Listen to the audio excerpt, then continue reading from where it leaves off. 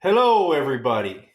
This is John Wynn and Bill ETE, and this is a Doomer Bloomer podcast.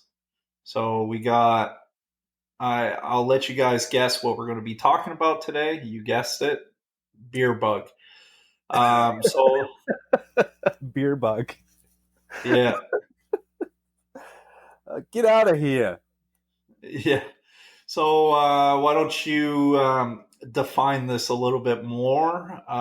There's so much crap going on in the world right now. Um, you know, Yeah, let's break it down a little bit. we've been on a bit of not a hiatus, but we have lives too. But we're looking at coronavirus in Canada, or COVID-19. There's 424 confirmed cases as of 10 a.m. this morning.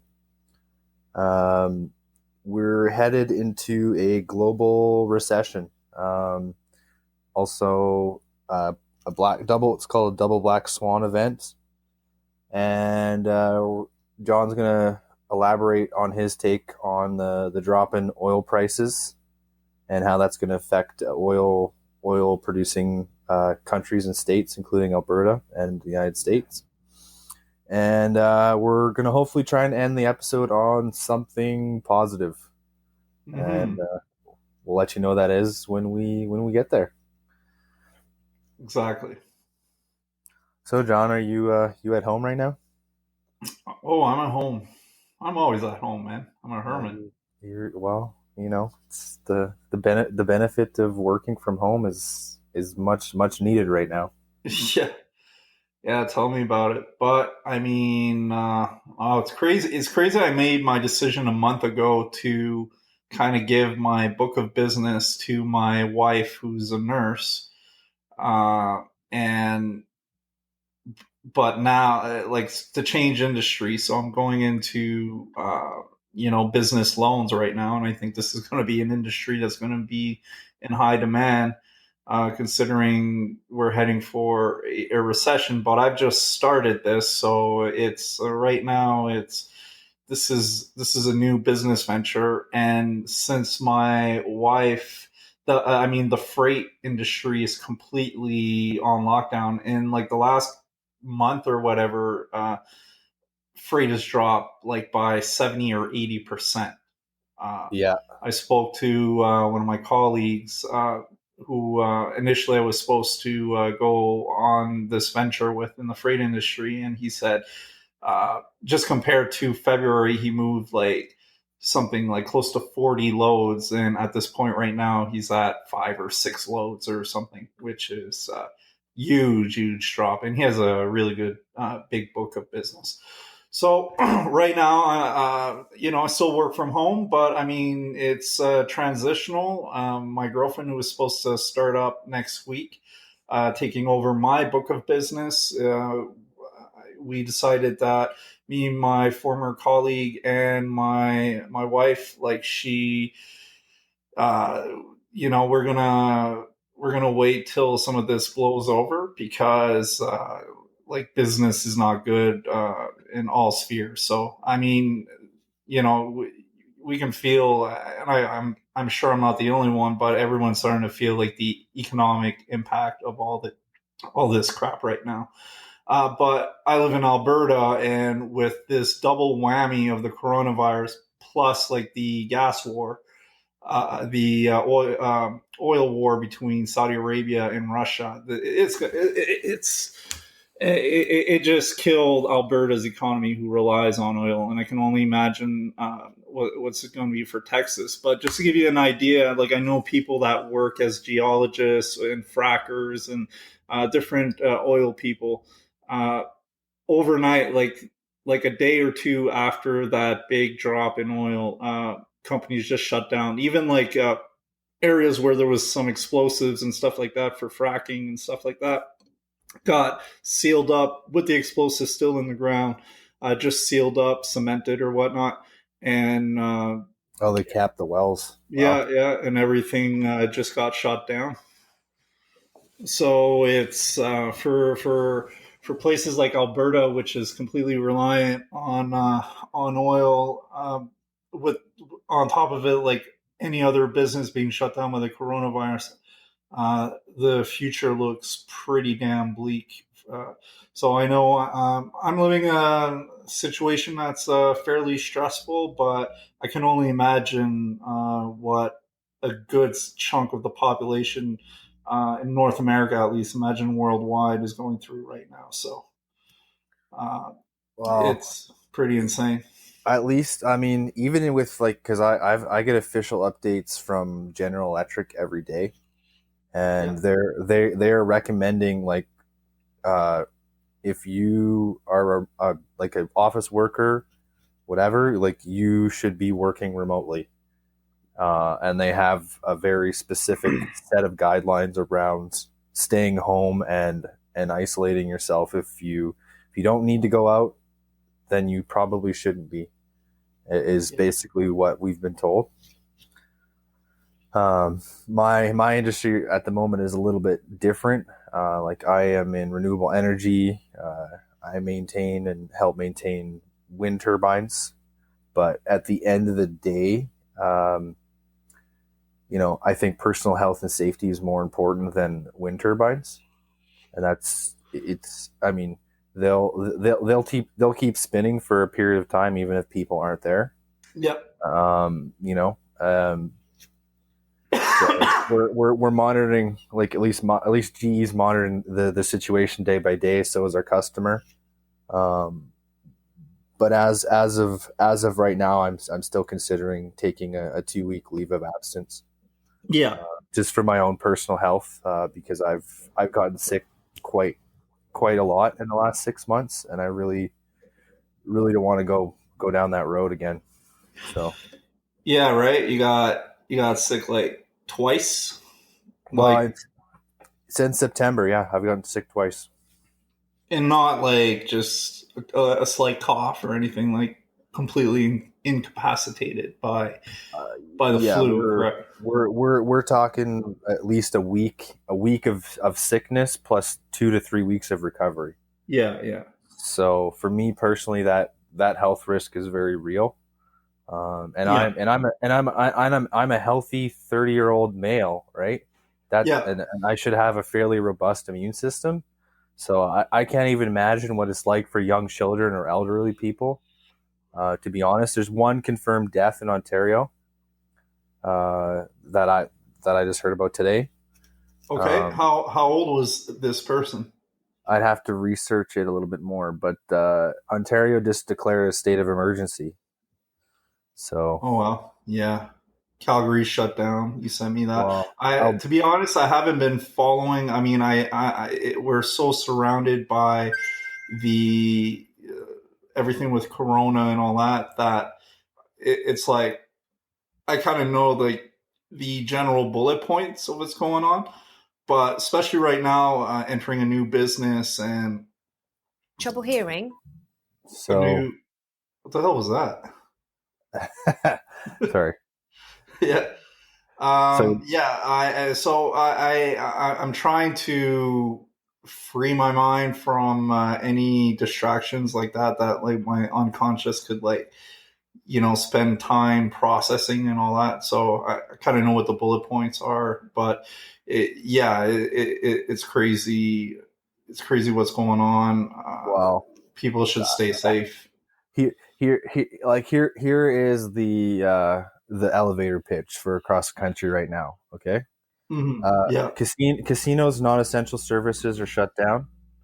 Yeah. Ontario just issued a state of emergency. Alberta followed suit just recently. British Columbia just shut down all the K to kindergarten to grade 12 school systems indefinitely. So from Hmm. now until June, all kids are out of school, Yeah. uh, and that's unprecedented. I've never heard of that in my Never. entire It's like this worldwide too. yeah. Um, so that is serious. Yeah. The infect like I don't know what the global infection rate is like, but this is a very highly contagious disease. And I'm not trying to fearmonger all that. I'm just saying from a personal safety perspective, just if you don't really have to go anywhere, it's best to stay home. Mm-hmm. I know. So when I was doing my trading with my trading group today, one of the guys who's in Britain, um, he was saying that this is from the Royal Medical Association. So basically, the UK's medical governing system said that they're expecting something like 15 months at least of this craziness going around.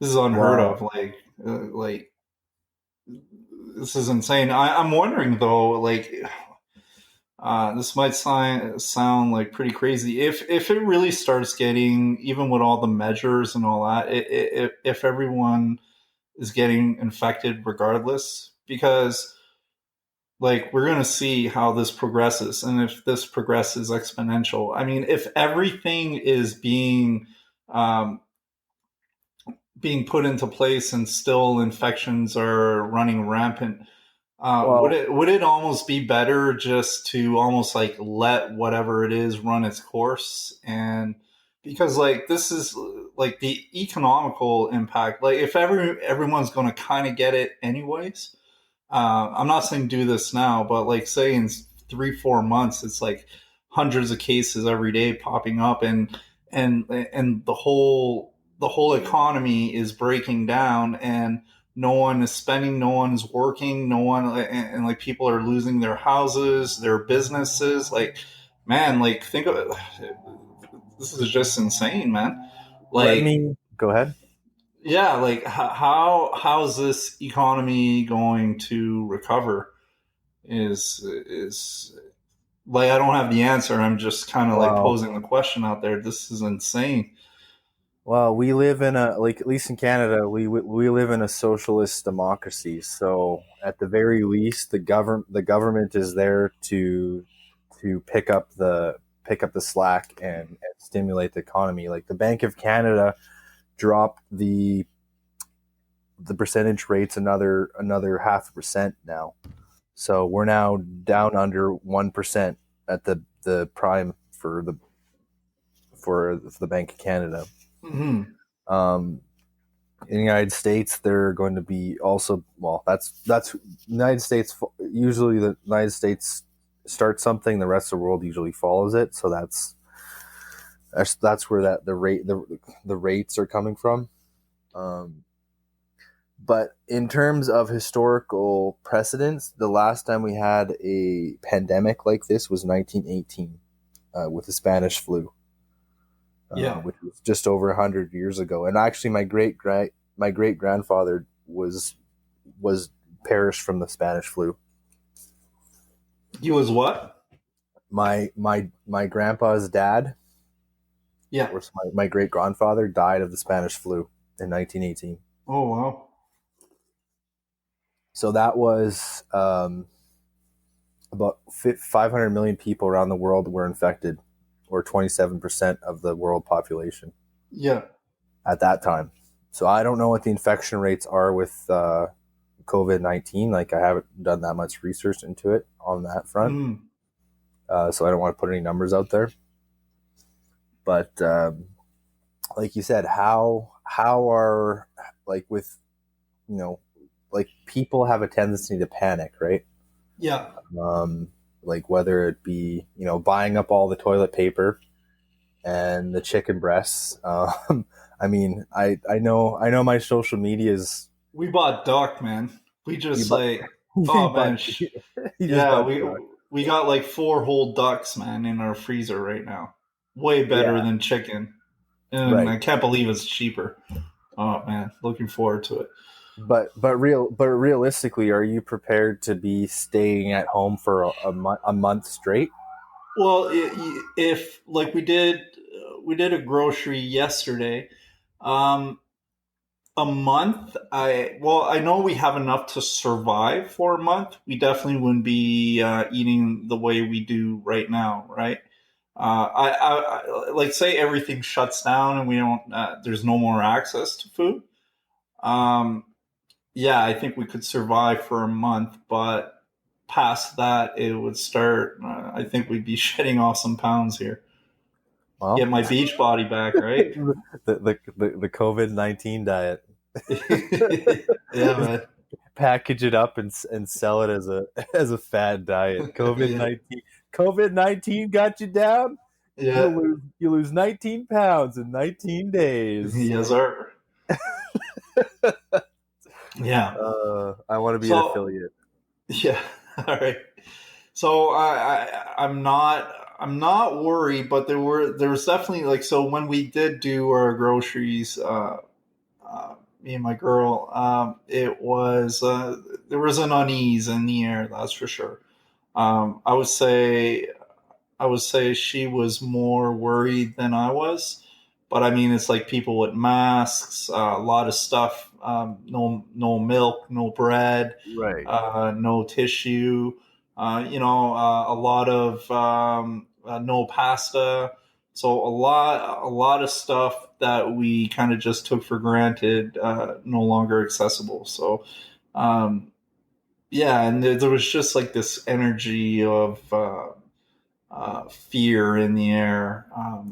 With no bananas either. Which, Well, like fresh fruit and vegetables are going to be kind of a luxury. You know what I mean? well, yeah, for sure. And I'm just going to give you a bit of a contrast, right? Because you live in the relative city, right? Compared to me, Mm-hmm. I live like the closest population center, largest population center is maybe 25,000 people. Yeah.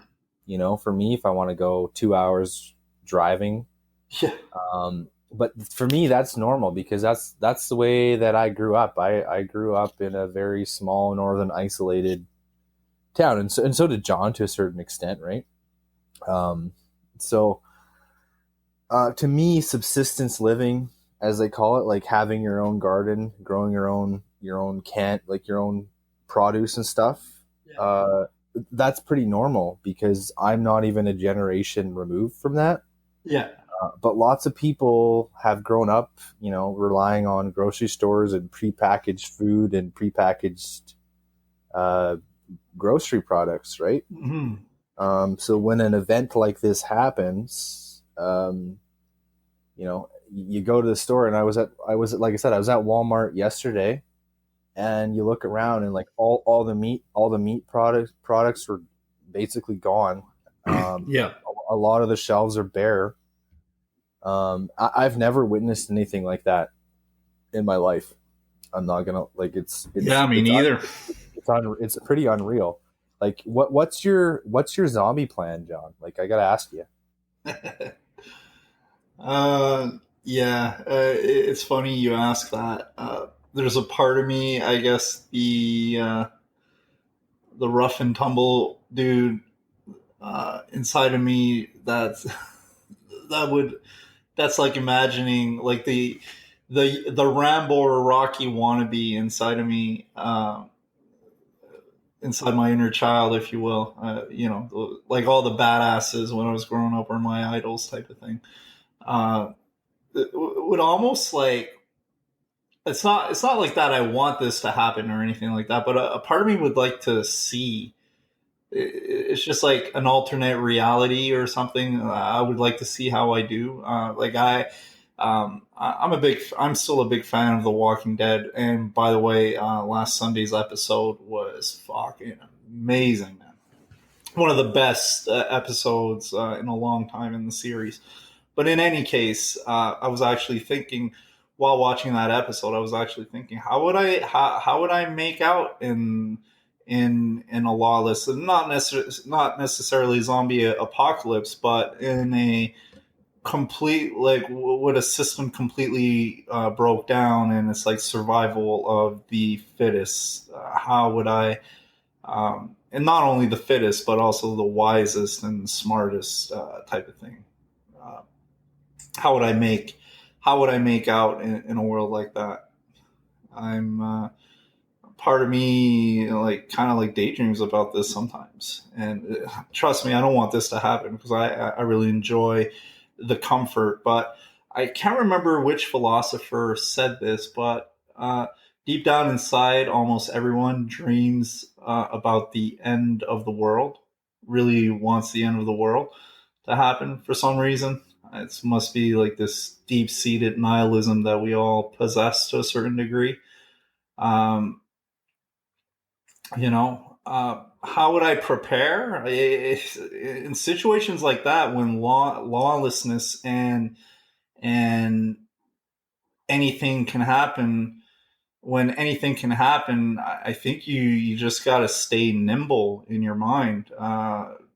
Preparations. I mean, you can have like all the food supplies and all that, but if you got like thugs coming with guns, raiding you, I mean, all the preparation in the world is kind of useless. I mean, you need a bit of preparation. So I think the best way to prepare is just to be in the present moment and see what the hell's going on with you. Like if in my neighborhood there's like thugs like overriding shit and all that, well my first instinct would be, okay, we need to get weapons and shit like that. If for whatever reason everyone kind of bands together and there's like kind of like a sense of community in these hard times, then my focus would go towards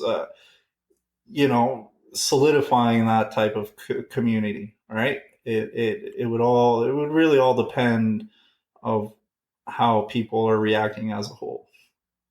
But I'd be ready for anything. I'd be ready for the most violent shit as much as I'd be ready for the best of humanity to kind of shine through in certain pockets of our society. Like I bet places like Toronto and like big cities like that would definitely be chaos and craziness going down there. I don't know. I think an emphasis on having a skill is pretty important in times like this. Like, um, I mean,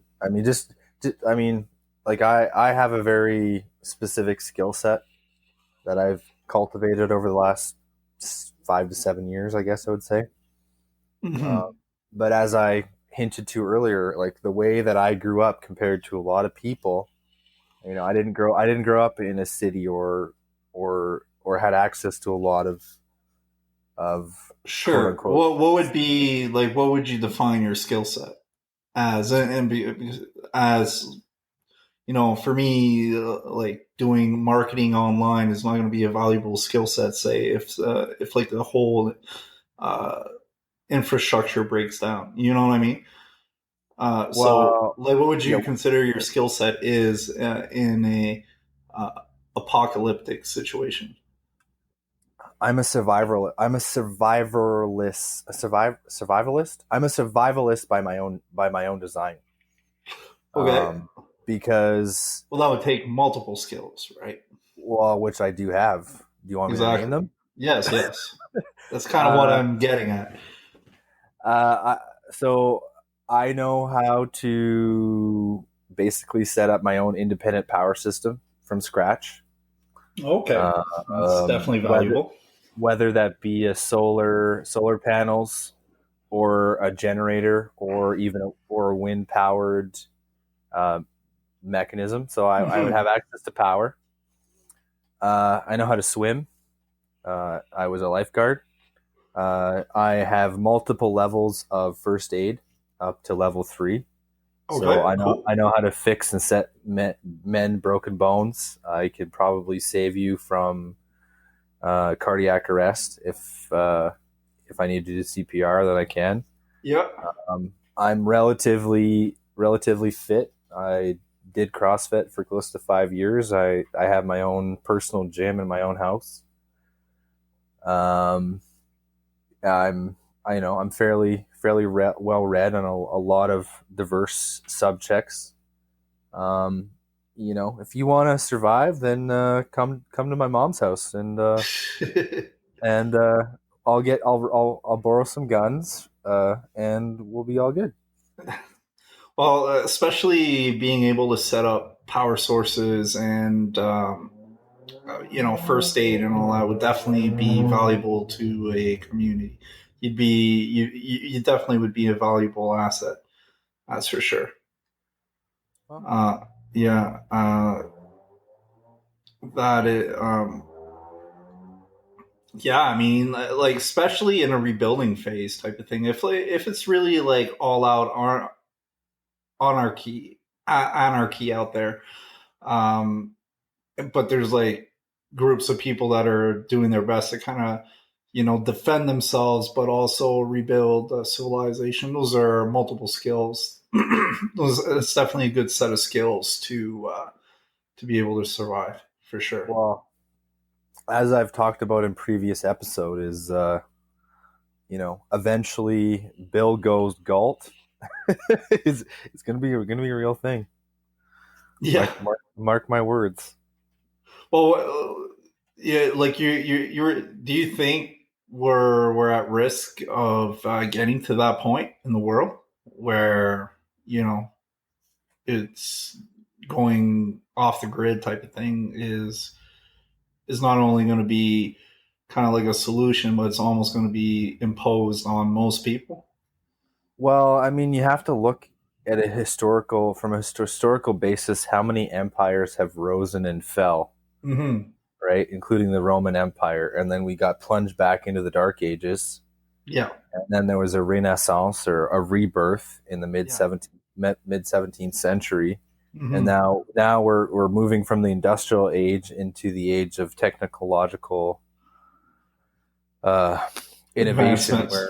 right? So at a certain point, there's going to be a singularity of some sort, Mm-hmm. where either the world is going to be plunged into an age of further advancement and Beyond our own, beyond even our imagination or regression. right. Yeah. That's one side of the coin, right? And the other side of the coin is we completely go back into a period of dark ages where we had all this technology, we had all of these access to resources, but we squandered them. And hence the regression. Maybe we get ravaged by some sort of event. I don't know if that's this event, but I'm just being prepared is never a bad thing, in my opinion. Mm-hmm. Right? Prepare for the worst, but hope for the best is my personal philosophy in a lot of stuff. But I'm kind of extreme. I'm kind of an extreme individual in that sense, right? Yeah.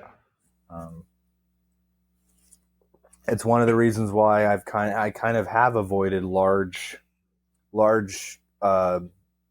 population centers over the last few years, just because I don't know, my new social media thing is like, I am the last introvert, but I don't know. That's just I try and stay positive even in the event of so I think you took my little fantasy of what if type of thing. It's kind of like the end of the world / Walking Dead / apocalypse or whatever situation. But you kind of live it. You kind of think about it almost on a daily basis, or at least on a consistently regular basis. I like to entertain myself, and if I have an outlet for entertainment and it brings entertainment to other people, then I'm probably going to use it. Mm-hmm. I've recently, like I said, revamped my YouTube channel, and it's going to be headed in a certain direction. Mm-hmm.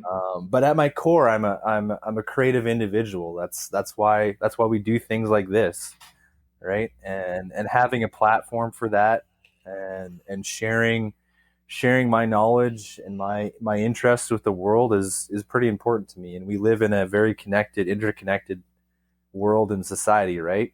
Yep. That's what globalism is all about. That. Yeah. Whether it be the coronavirus or the oil prices or what's happening in the stock market, what happens globally affects everybody now. Yeah. It's no longer isolated. It's it's pretty crazy, but I think it's necessary. Like I used to not think globalism was an issue when like the first rumblings I heard about like the G20 summits and all that, like in the early 2000s and all that, there was like a lot of riots and shit saying, "Oh, we're against globalism." I was like, "Well, man, it's only the natural progression of things, right?" I couldn't see like I'm like, why is this such like shouldn't humanity come together instead of uh, creating more and more artificial separations and all that. But what's been happening, like for instance, in the EU, is countries no longer can make independent decisions, hence Brexit, right? Anymore. So it's only like a very few people at the head of a coalition that's making decisions for hundreds of millions to billions of people.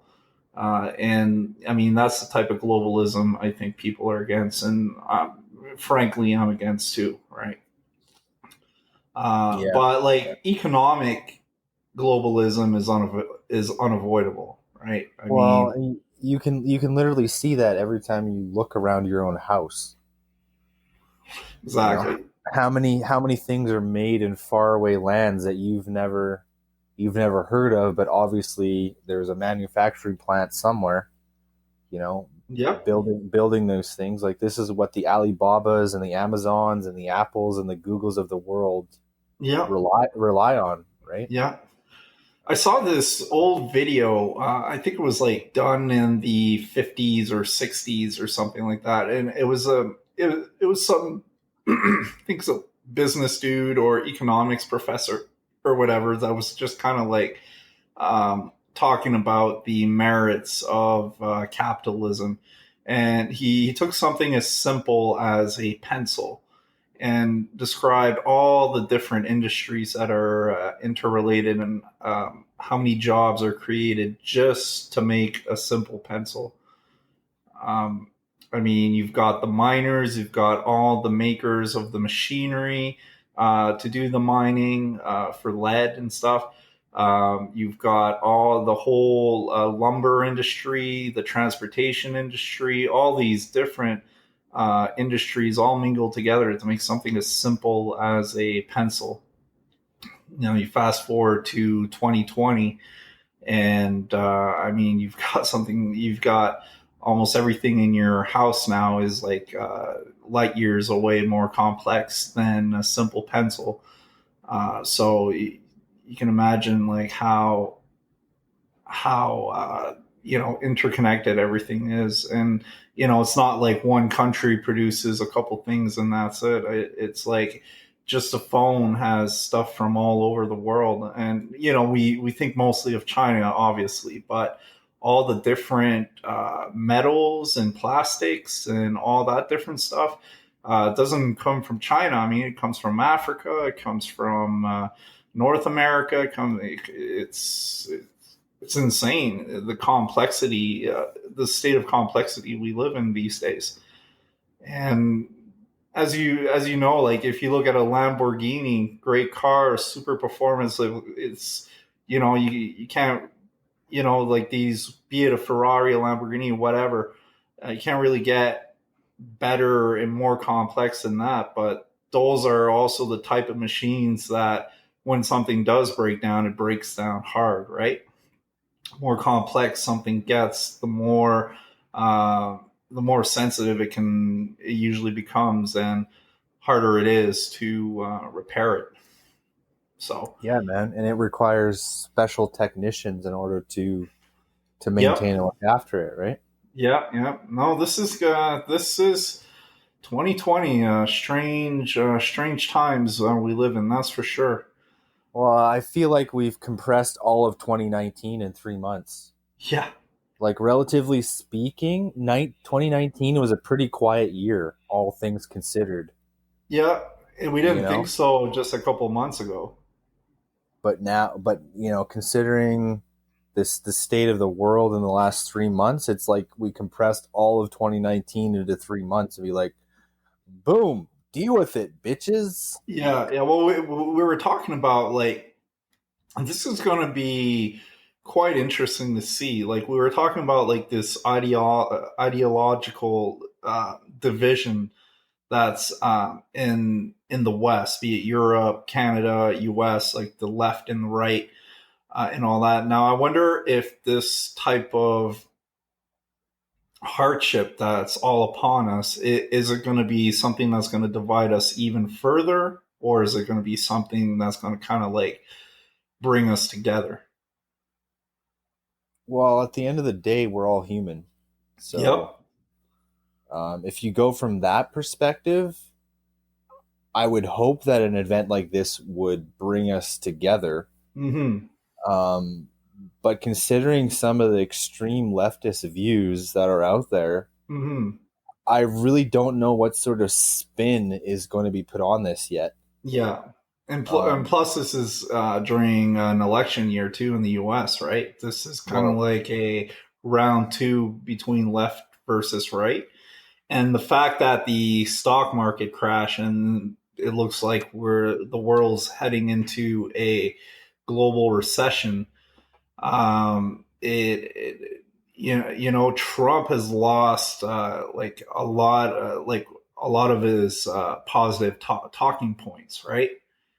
It's going to be hard for him to claim in November when the whole world has been shut down, economically at least, that under him he has a great economy and all that.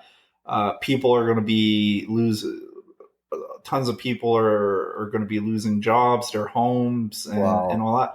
And the virus notwithstanding, I heard something. I think it's like every 1%.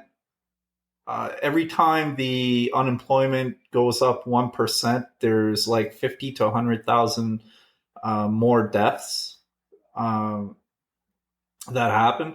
So, I mean, if this economy is going to crash as much as a lot of people are saying it will, there's going to be so much suffering and strife that the socialist movement might take on, might be able to win the election for sure. Well, I mean, they're already talking on CBC radio about reigniting the debate on guaranteed income, right? Yeah, what Andrew Yang was talking about. Yeah.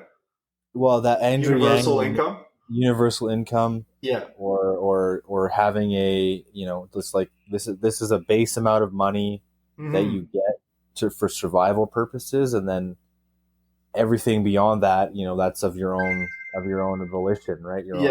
Your own power of autonomy.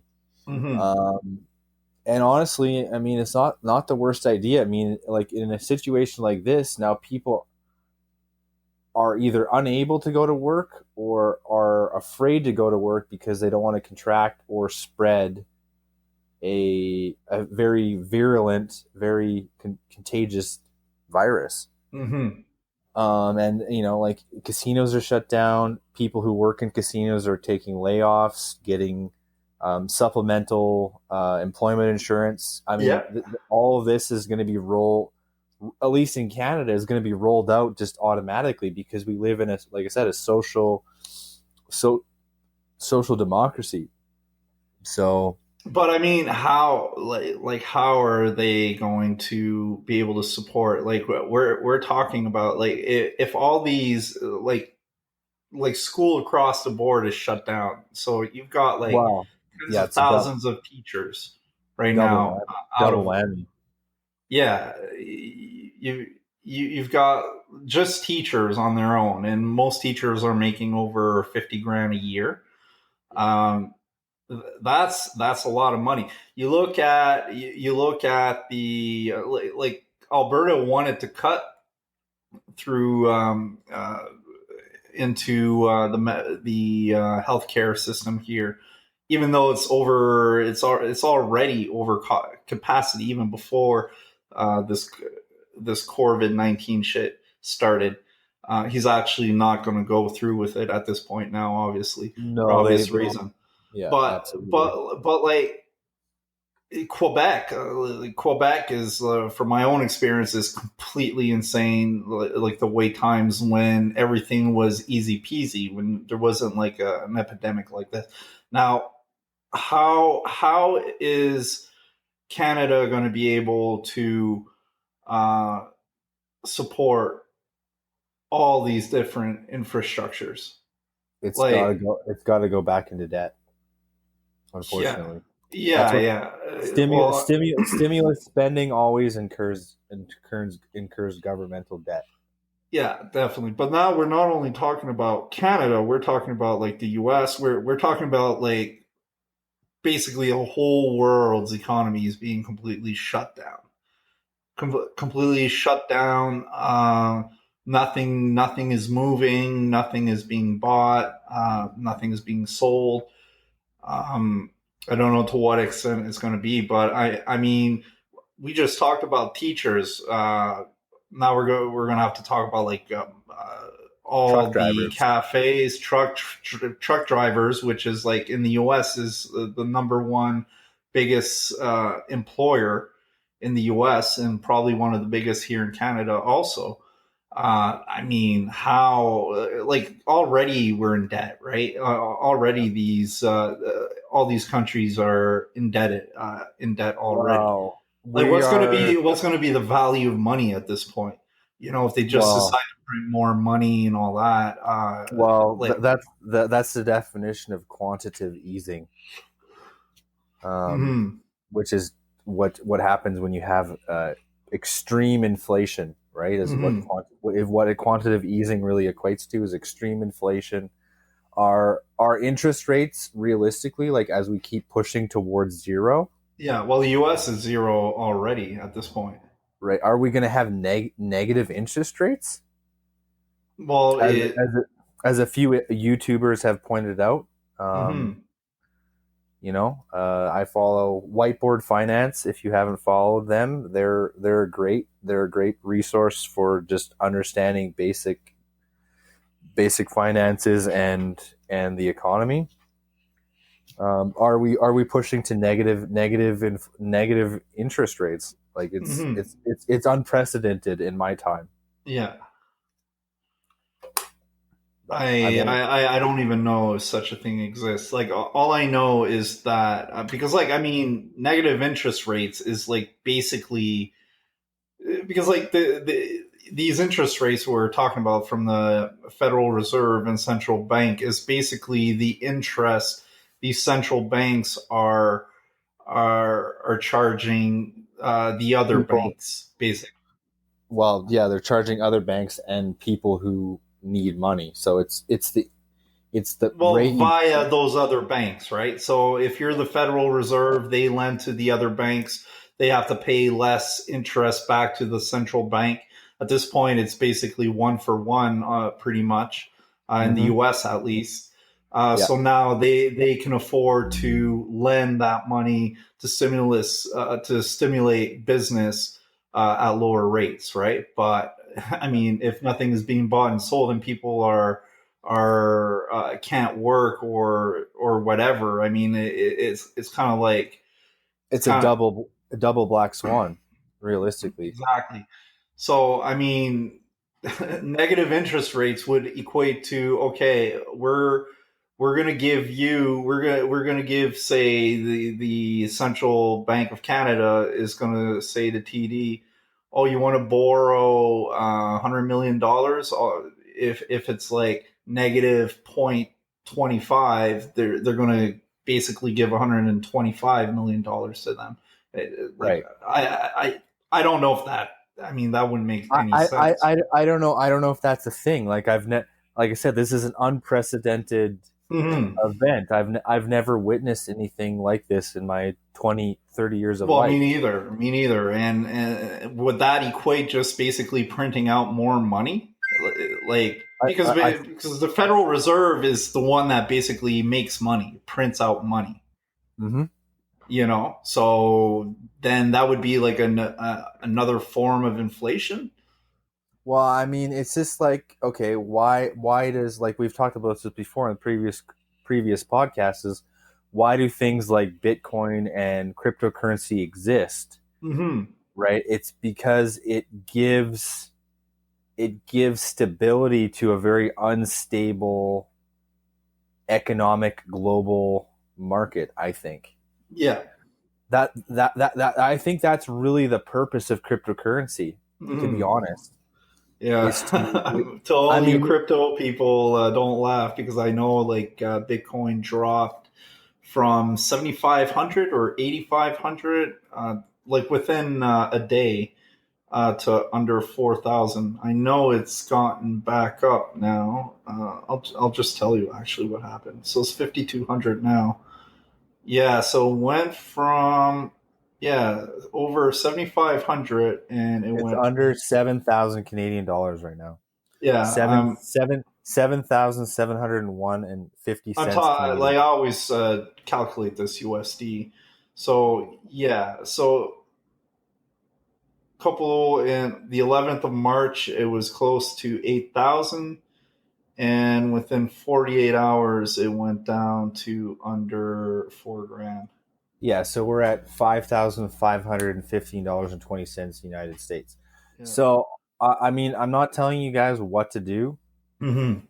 but realistically, I know what I'm going to be doing with my spare change. And Yeah, this you're. wasn't supposed to be an episode on crypto, but you know what? I mean, we wanted to end on something positive. This is something positive. Mm-hmm. Well, I'm surprised we haven't really talked about it through since we started this podcast because both me and Well, you, I think we we went we had over an it. we had an episode on it, right? Yeah, yeah, about like what were our favorite cryptos at the time or whatnot. But honestly, I mean, if you're looking for something that has, a finite value in the world that is Yeah, not affected by governmental or Federal Reserve policies, yeah. cryptocurrency is your best bet. And I'm like I said, we're not in the business of telling people what to do or where to put their hard-earned money or dollars. We're just two Mm-hmm. voices on the internet that talk about what we're up to, what we're doing, and we hope that other people find it interesting. You Yeah, know what I mean? yeah. Um, Well, it's definitely a discount. On a positive note, everything is kind of like a discount right now. That's for yes. sure.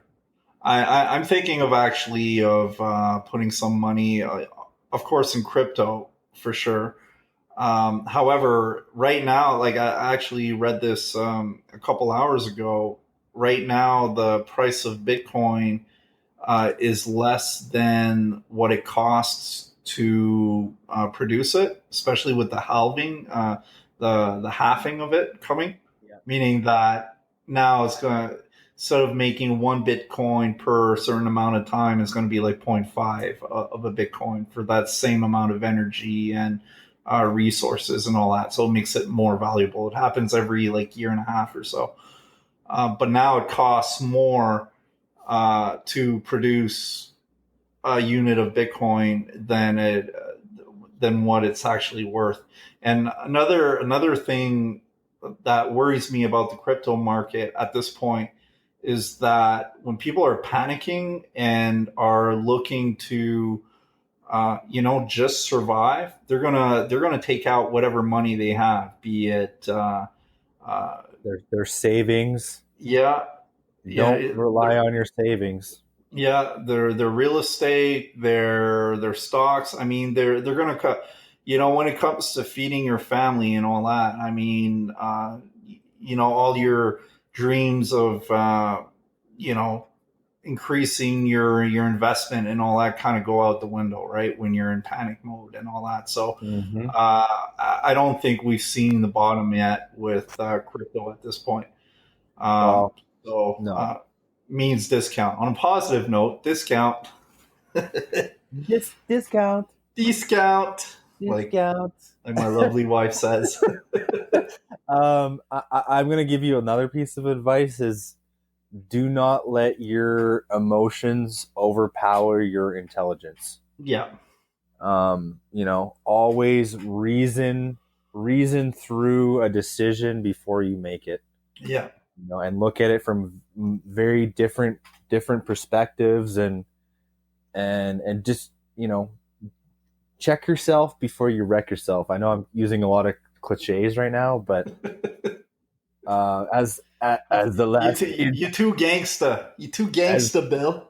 As the last introvert, yeah, you're so I make sound financial decisions. Ill Bill is in the house. Ill Bill up in here. That's right. Watch out. He'll turn your power off, Oh man, I know how to do that, so be careful, man. That's right. I also can fix your power, so it's double-sided coin there. So. Yeah, exactly. Better to be my friend than my enemy. The enemy of my friend is still my friend, I think. No. How's that quote go?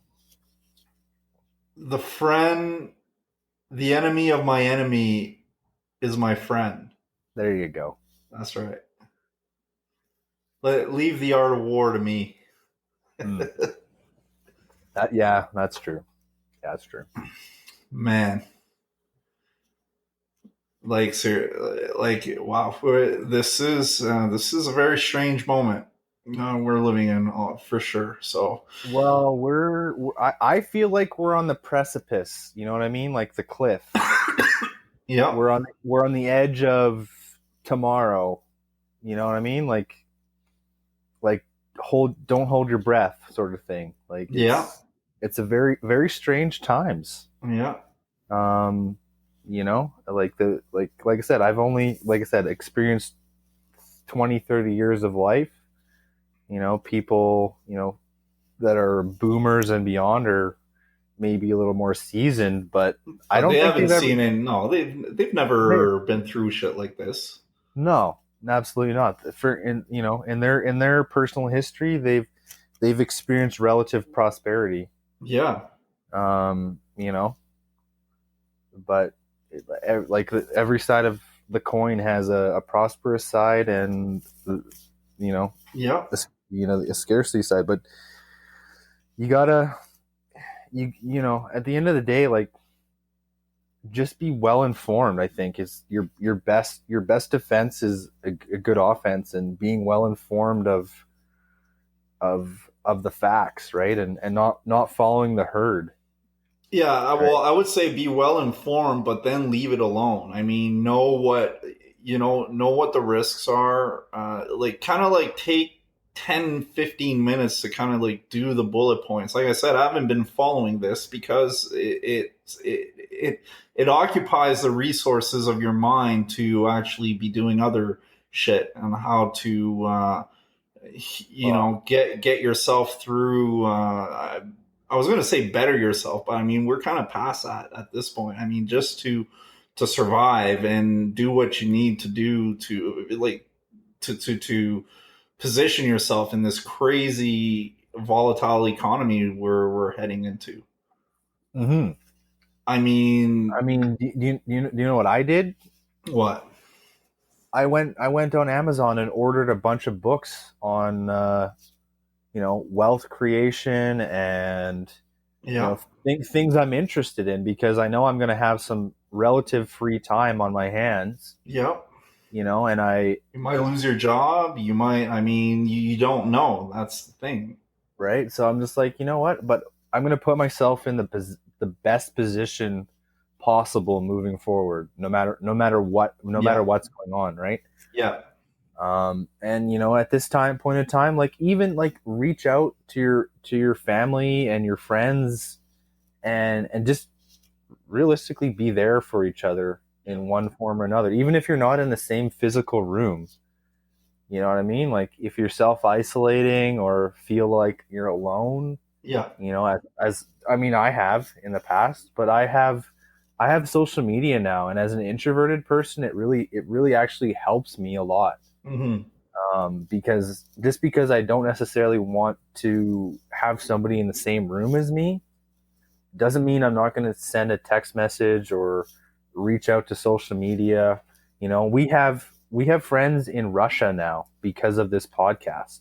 Yeah. You know what I mean? And like I talk to Alex and his wife like every other day now.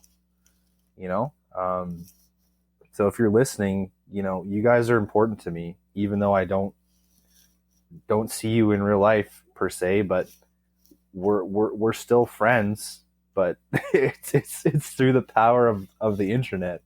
For sure. You know what I mean? It's a great platform. Just beware how you use it and how you take information from it, right? Because it can send you down rabbit holes that maybe you should just avoid. Yes. You know what I mean? Well, I know what you mean. BY. By. Yeah. No, Either. let's not get into it. Let's not get into it, man. All right. Uh, we're going on almost an hour here, John. How do you feel? Well, I feel you know, we well, I feel we should end this. Uh, you know what? Yeah, you can. Yeah, let's. Well, my lovely wife has just stepped in the door at this point too, so it's Yep. like perfect timing. Hey, Yeah, man. babe. I There gotta. you I go. gotta. Yeah, I gotta go take care of my mom. That life goes on. Life goes on, man. You know.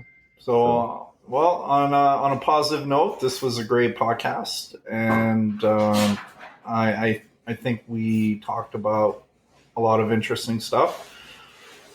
per Uh, usual. yeah, exactly. But I think we have a even keeled approach to this crazy situation, and I empathize with all of you out there that's be it losing your jobs or anything like that. Uh, the uncertainty right now is crazy, but you know, someone said chaos is a ladder, so maybe Yes. this could, or the obstacle is the way. I mean, cliche little sayings like that. I mean, sometimes in the face of adversity is the only way really you can look at things. So I'm gonna do my best to use this, whatever hardships come my way, to use it as an opportunity to grow and become better, stronger, etc., etc. And I am the last introvert. There you go. You heard Uh, it. You heard it here first, folks. yeah. All right. If you follow us on social media, uh, it's the Doomer Bloomer podcast on Instagram and Twitter, Yeah. YouTube. YouTube as well. That's our socials. And my personal handles are Bill_ETE, both on Instagram and Twitter, which Yeah. I'm the most active Yeah. and very, very highly entertaining if you dare follow me. Anything else you want to say, John? Nah, man. I'm gonna make myself some coffee, and I will call it a day. I just wish All right. everybody to stay safe and not lose their heads, and maybe read some good books or inform yourselves.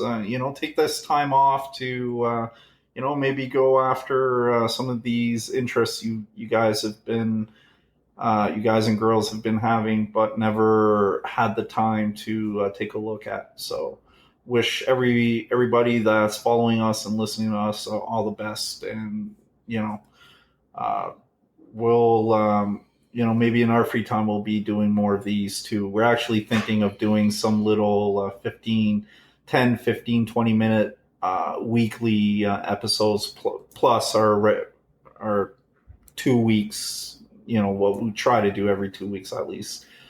Our bi-monthly episodes should soon be supplemented by short weekly episodes. Yeah, exactly. Just to keep in touch more and, talk about the relevant things on a weekly basis.